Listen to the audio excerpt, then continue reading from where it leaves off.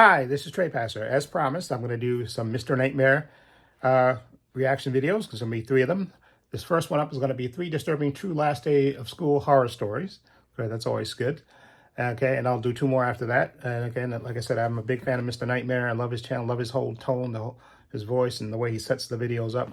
It's perfect. So let's get to it. And okay, please hit the like and subscribe button, and I'll be right back with my reaction. Okay, let me put my headphones on.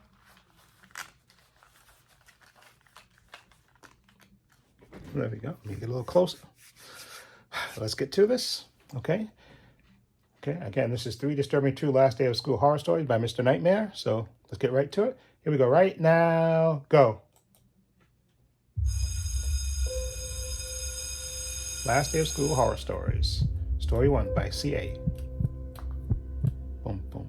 This was something that happened so long ago that a lot of details are a little blurry. It's not like it happened yesterday.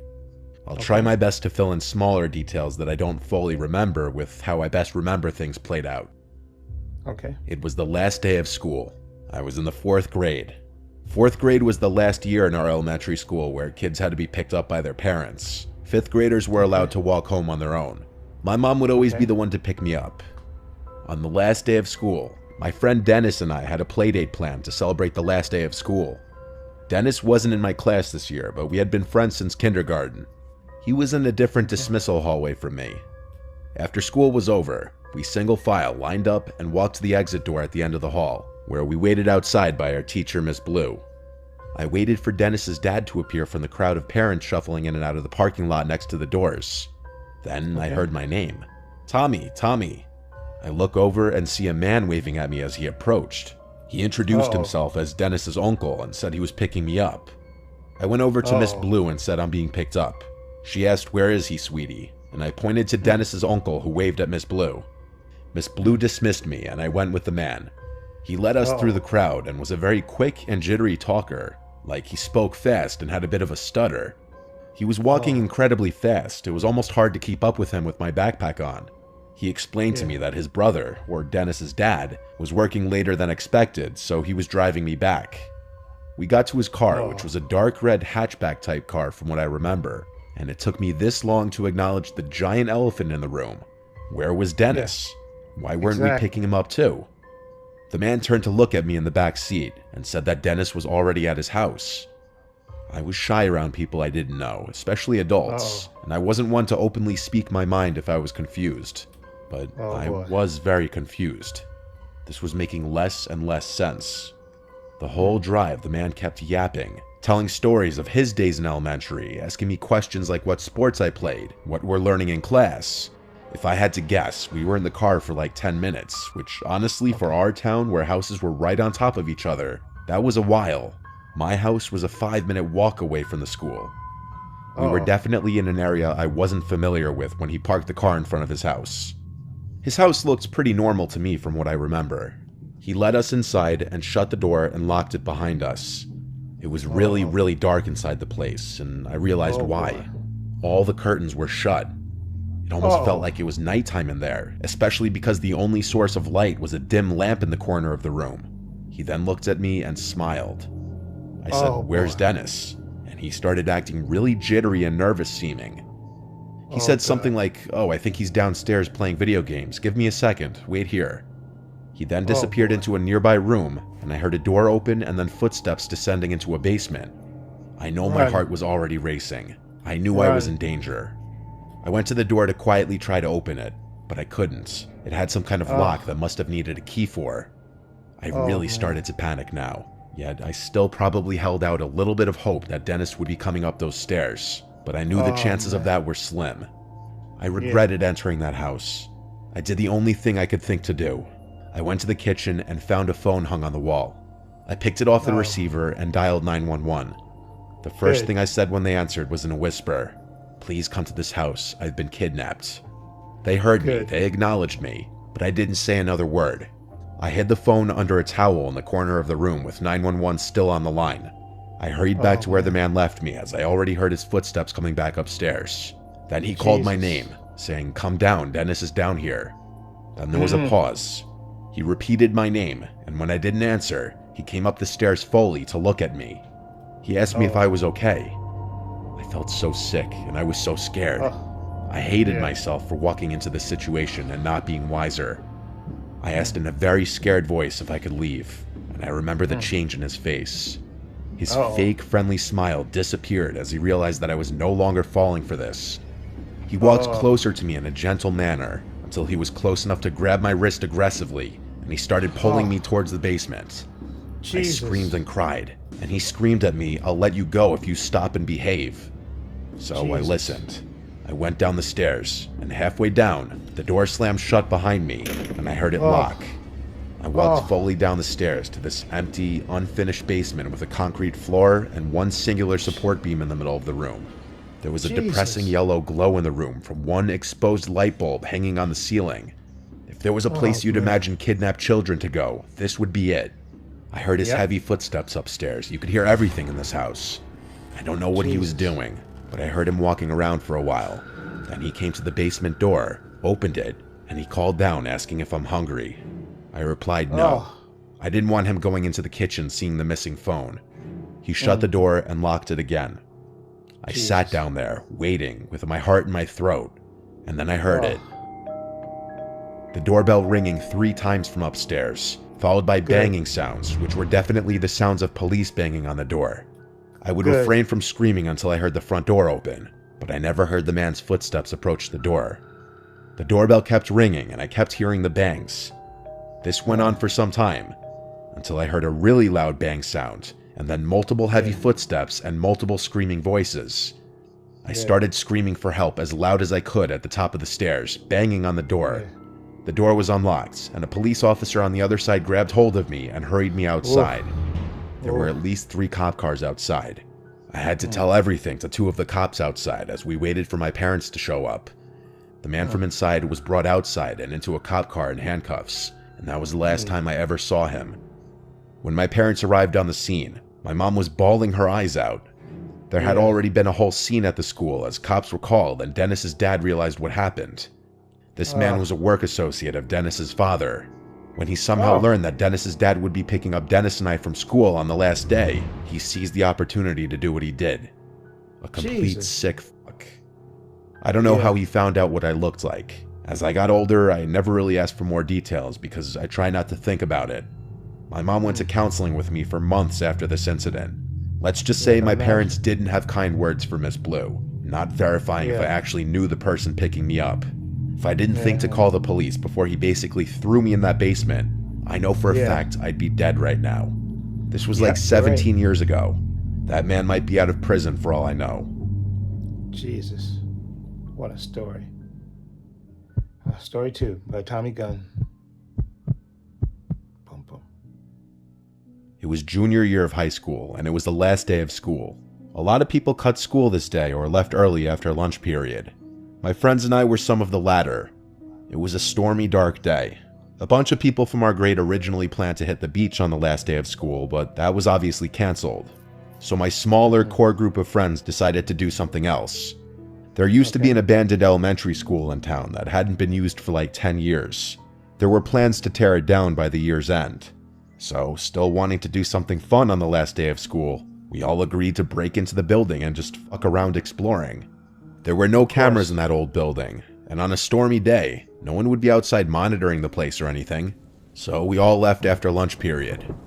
Our friend Eddie already had a car and his license, so he drove us all to the abandoned school. The school was in the middle of a neighborhood, not on any main roads or anything. There was a back parking lot covered by overgrown bushes and trees on one side, and the walls of the school on 2 other sides. It was a perfect spot to park and go unnoticed.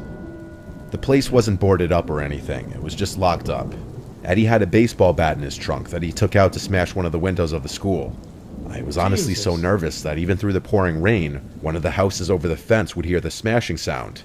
We all watched and nervously laughed as Eddie swung the bat into the window in front of the car, and after a few good swings, smashing it.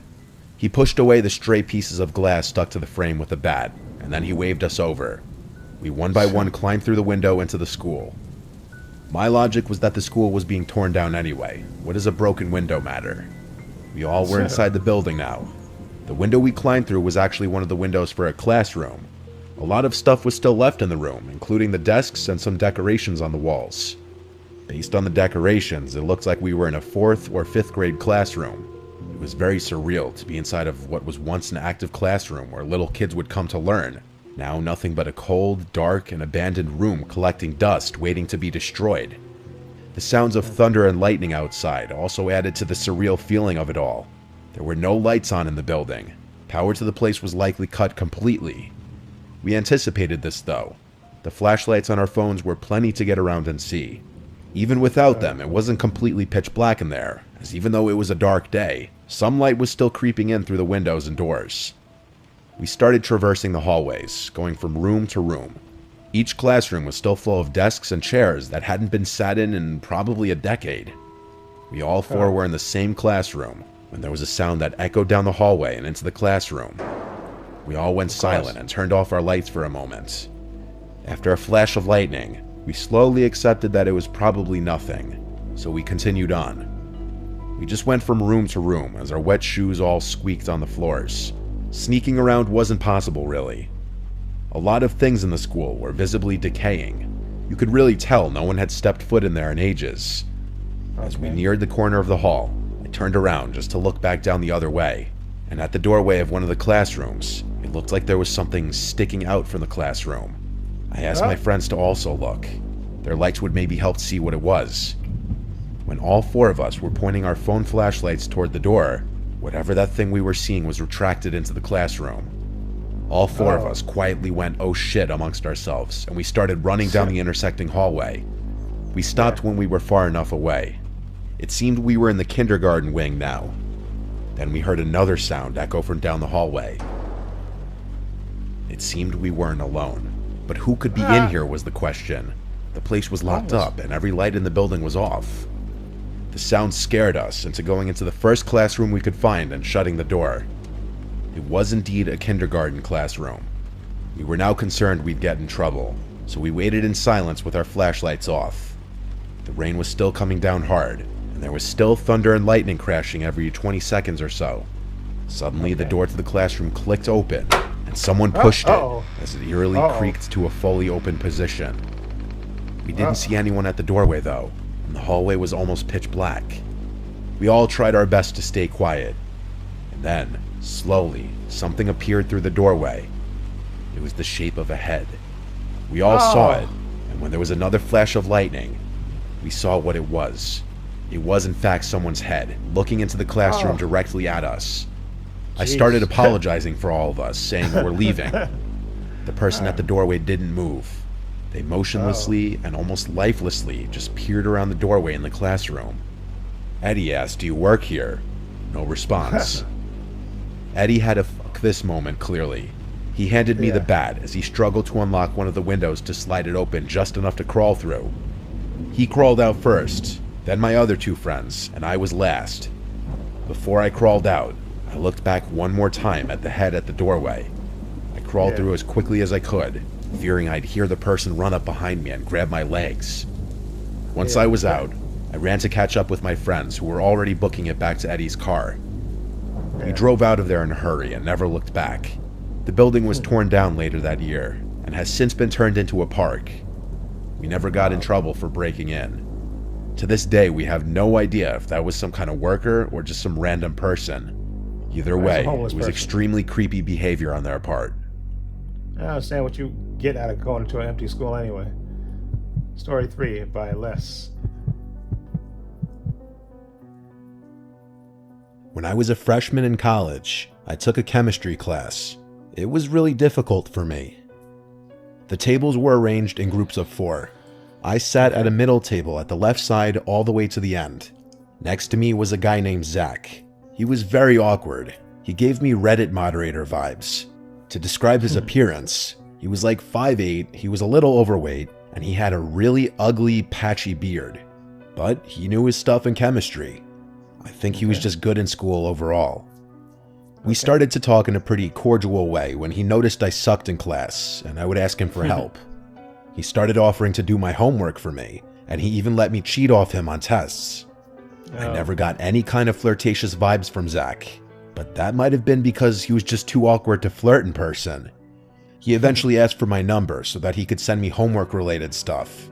Obviously, I gave it to him. He was helping me out a ton and didn't give off any threatening vibes. He just seemed a little reclusive. Fast forward to the last day of class, and Zach did something completely unexpected. He asked me if I wanted to go on a date with him after class. I had no physical attraction to Zach in the slightest, and our personalities were complete opposites. But he did help me throughout the semester maintain an A, so I had to let him down super politely. I lied and told him I'm going away to Miami for the next couple of weeks and won't be around. He right away responded, "What about when you get back?" I felt like 2 weeks was long enough of a gap in seeing each other where he would probably lose interest. So I said, "Yeah, I could be around," or something like that. He responded with a really cringy, "Cool," as he nodded his head in response. From here till the end of class that day was really awkward for me. After class, I left straight for my car and drove right home. I was a commuter, not a dormer, so after the last day of class was over, that was it. It was Thursday, and my other friends who went to the same school wanted to go out that night, so we hit town that night, and at some point, I got a text from Zach. He asked, "When are you going to Miami?" I told my friends all about Zach while we were drunk, how he got me an A, but now he wanted a date. My friends joked that I should just go on the date with him to be nice. I joked back sarcastically, "Yeah, for sure." I told myself I'd respond to it later, but I was drunk and completely forgot to. The next day, I woke up to 2 follow-up texts, one with question marks, and then the next one, "You're going to ignore me now that you don't need me anymore, right?" So I replied, "Hey, I'm sorry, I was packing. I'm going to Miami today." He replied almost instantly saying, "Okay." Obviously, there was no Miami trip, but he should have never found that out. Later that night, my girls and I went out again, and while out, I got a scary text from Zach saying, "I thought you said you were going to Miami tonight." I almost dropped my drink when I saw this. I showed it to my girls, and they were all freaked out just like I was. I replied to Zach, "What do you mean?" And he replied, "Nothing, forget it. I just don't like liars." I genuinely was scared that I was being stalked. I looked around the whole bar, but he wasn't there, at least as far as I knew. So what the hell? I just didn't answer. At that point, I never planned on answering him again. It wasn't until late that night, shortly after I got home, like literally taking my shoes off inside, that there were knocks at the door. It had to be like 1 a.m. I said, "Who is it?" And it was Zach on the other side. He said, "It's me." I wanted to scream. I was home alone. I yelled through the door to leave, or my dad will come out and kick your ass. That seemed to work, as he didn't knock again. I texted everyone I knew about this situation, my family, all my friends. I was horrified. Some suggested calling the police. I said I would go to the nearest station tomorrow, but tomorrow didn't even come yet, when I received a super long, disgustingly weird and creepy text from guess who? I was appalled when I picked up my phone and read it. This is what it said. "I'm feeling a lot of emotions right now after being used by someone for months and then lied to, and hurt and anger are 2 of them. I thought from the start of the semester in chemistry class that our chemistry was through the roof. No pun intended. I must say, I am hurt that you would make up something as elaborate as a 2-week-long Miami trip just to avoid going out with me, even after I stuck my neck out for you all semester and risked my own academic standing. I definitely have noticed the way you looked at me sometimes in class, and I can't pretend there wasn't a hint of interest there. All I'm asking for at this point is for 1 date. That's it. I'm not asking your hand at marriage, though I surely would be quite an ideal husband to have if I do say so myself. I'm going to give you the benefit of the doubt that you needed more time to think over the prospect of going on a date with me. I know how much I have to offer, much more than these losers all over campus. If you want, I can come back to your house and we could talk about it in person. I am only making this offer once. I'm just very crushed to feel like I wasted so much this semester for nothing in return. Yours truly, Zach." I sent this to everyone. I didn't care that it was 3 a.m. I called my dad until he picked up, and I told him how scared I was. After he read the text, he took it upon himself to send Zach a lengthy text of his own, and he attempted to call him like 10 times, but Zach is clearly too much of a coward to pick up that phone call. I also went to the police station the next day with the text saying I wanted to press charges, and one of the people working there said that Zach would be contacted. Zach never picked up any of the calls from the police who were trying to get him to come in for questioning, nor did he answer any of their text messages. Zach completely disappeared. I never heard from him again. Between the police contacting him and my dad's pretty scary texts and voicemails, that basement-dwelling creep probably was shitting himself. Luckily, I never saw him on campus again or anything like that. But I can say, I know what it's like to deal with an actual stalker. Oh boy. Okay. Okay. Let's get to this. First, so let me say the second story to me wasn't that crazy, typical thing. Although I don't know why kids like to go into abandoned places, which is ridiculous. And, going into abandoned school. Of course, there might be homeless people staying in these schools. So of course, because it's it's a building, it's shelter. So if they could break in it, and it's shelter, someplace to stay. So that was probably some homeless guy that was just using that place as shelter. And then he probably heard moving around in there. He probably wondered if it was the cops coming to to roast him out of there or something like that. So that's what that probably was. Now, the first story was really, I think, the best story. Really creepy. Okay, the guy again. I don't know why he went with the guy. I know he's in fourth grade, so he's young. So, but why would you? Why would you? Why would you go without your friend being there? That's just that to me. That's very weird. But he's young, so it kind of, I understand why he. So I don't blame it on the teacher. I know the teacher probably got crap for that, but I don't blame it on her because you told her. Although the teacher shouldn't, but because she's there to monitor, and then you tell them, oh, this is his uncle. She doesn't know that you're lying or nothing, or you don't know this guy. You just taking this guy at his word. Which is, unfortunately, that's why your parents have to tell you, don't go with strangers. I don't care if it's, he's expecting his father. So if his father didn't show up, don't go with this guy. He's just saying, that he's his brother, but you don't know that, okay? And you should, you should, like I said, the parents should have impressed that upon you, so that way you could have told the teacher, listen, I was supposed to go with Zach's father. He was supposed to pick me up, but this guy said that his father can't be, and this is his uncle. Could you call and check, And thankfully, he was able, when he got to the house and the guy separated for a minute, he was able to call 911, and they traced the call because you left the line open, so they was able to trace it, and that saved your life. So that part, you were smart about that, because oh my God, that was really scary, because he definitely would have been, I think he would have been raped and murdered if he didn't have the cops come, by calling 911, because that guy, once he had you in the house and it was locked, you couldn't get out there. The only way you could have got out, I guess, if one of the windows was locked, if open or something, you could have opened one of the windows and got out or something. But that was really scary. Now, the third story, okay, about this girl basically letting the guy, the guy was letting her cheat off of him and stuff, and offer to do her homework, all that stuff. You got to realize everybody is not sane, okay? And you take this guy that's an outcast, and he lets you cheat off him, and you take advantage of him and stuff. And then, of course, this guy's gonna, first of all, you should have never gotten to that position. Okay, if you needed get a real tutor, go to the teacher, say, listen, I need a real tutor because I'm struggling in this class. Don't let this guy do your homework and all that stuff. I know, again, it's kids, teenagers. Actually, it's college. It was college, right? So don't.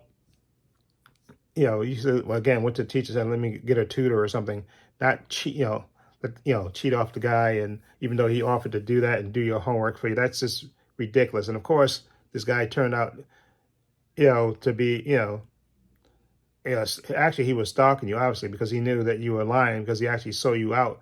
Or he either was probably waiting by your house to see if you would leave. And then when you didn't leave, when you went with your friends to go out, he saw that probably again. Like I said, you don't know what goes on in the mind of people, and exactly. So, and you constantly lied to him, and he busted you in your lie and stuff. So again, it could have ended really, really badly for you if he was one of those psycho guys that, like I said, remember he actually came to your house, and what if he would have broke into the house? Remember, he just knocked on the door. But what if he would have broken into the house and said, you lied to me, exactly, and then exactly, bad things would have happened. So that's why you don't play with people's emotions, okay? Don't play, exactly. You knew the guy liked you, and you knew even there was no physical attraction. You took advantage of him to do your homework and stuff, and let him cheat off, you cheated off him and all that stuff. No, because you should think this guy's going to want something for this. And obviously, when he asked you for that date and then you made up a story about leaving, okay, which is stupid. I don't know why he made up that story, especially if you're staying in town, okay? So of course he's going to see you around town. Unless he goes away somewhere, he's going to see you in town, okay? So I think that was stupid to make up a story like that when he could actually, and then he actually probably was watching your house to see when you would leave. And then when he saw you go out, hang out with your friends, he said, oh, she's lying to me, okay? And then he sent you that long text, which is really crazy, okay? And then you call your father and all that stuff. But you really, again, don't play with people's emotions, because bad things could happen. And again, that could have ended really, really horrible for you if this guy, because you never know what could have pushed a guy to the edge, a person to the edge, and he could have said, she's lying to me. She's a bad person and stuff, and do something crazy, like I said, break into your house and murder you. Exactly. So all because you wanted to cheat on the test. Like I said, if you didn't feel you were struggling in the class, get a tutor. Okay, don't cheat off somebody because you know this guy likes you. You knew the guy liked you. Come on, don't be. You took advantage of it. And then exactly, you didn't think that was going to come up. But then he asked you on a date, and then you got caught flat-footed, and then you made up a lie that even blew up when you didn't actually leave, which is stupid. I don't know why you made up that lie, especially if you wasn't leaving town.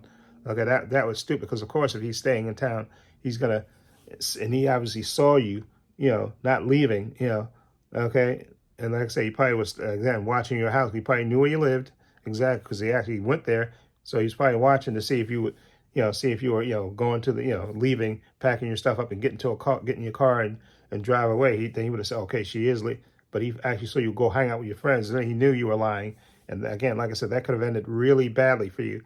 And you call him a coward because he didn't respond to the police or your father. Of course he's not going to do it. Why are you going to do that for? You already embarrassed him. What do you think he's not going to respond to your father or the police? He probably just transfers. He probably just went to another school. Probably transferred to another school. But again, like I said, don't play with people's emotions, because that could have ended really badly for you. Okay, don't exactly. You basically took advantage of the guy because you knew he liked you. So again, there's no, again, not to excuse his stalking you, because that's what he was doing. Because that's, nobody should be stalking anybody. But don't take advantage of people and play with their emotions, because that could end real badly for you. Anyway, let me know what you think of these 3 stories, these last day of school horror stories. Let me know what you think of them. Like I said, I think the first one was the scariest. I think that the one with the little kid, because that could have, he would have definitely been murdered if he didn't think smart enough to go to the phone and dial 911 and then leave the line open so the cops could come to the house and find him, because he definitely probably would have been murdered. And it's actually, oh man, one of his father's friends, his friend's father heard that and was, you sick son of a, oh, thank God. But anyway, I'm sorry. Please hit the like, subscribe button. Let me know what you think of these stories. I'll leave a link to Mr. Nightmare's channel so you can check out these stories for yourself. Also have links to my Facebook, my Twitter, my Instagram. Also have a link to my other channel, Paul Views and Opinions. Please check that out as well. Also have a link down below to my Patreon. I have a link. Again, my Patreon's only $5 a month. Tons of content on there. I got Marvel TV shows on there, DC TV shows, Gen V. I have movies on there. X-Men 97 is on there. The Fallout, that series is on there as well. So follow the link down below to check it out. And again, you go to the page, you follow the link, you go to my Patreon page, you get 30-second clips, preview clips of the content I have there. I have over 150 videos on there, tons of content on there. And again, the next thing I'll be probably putting on there is going to be my Adventures with Superman Season 2, which I think starts May 25th. Anyway, also, please give this video a thumbs up. It helps the channel, and I truly appreciate it. Also, hit the subscribe button, hit the notification bell, so you know when I upload new content to this channel. And this is Trey Pastor saying so long, and take care.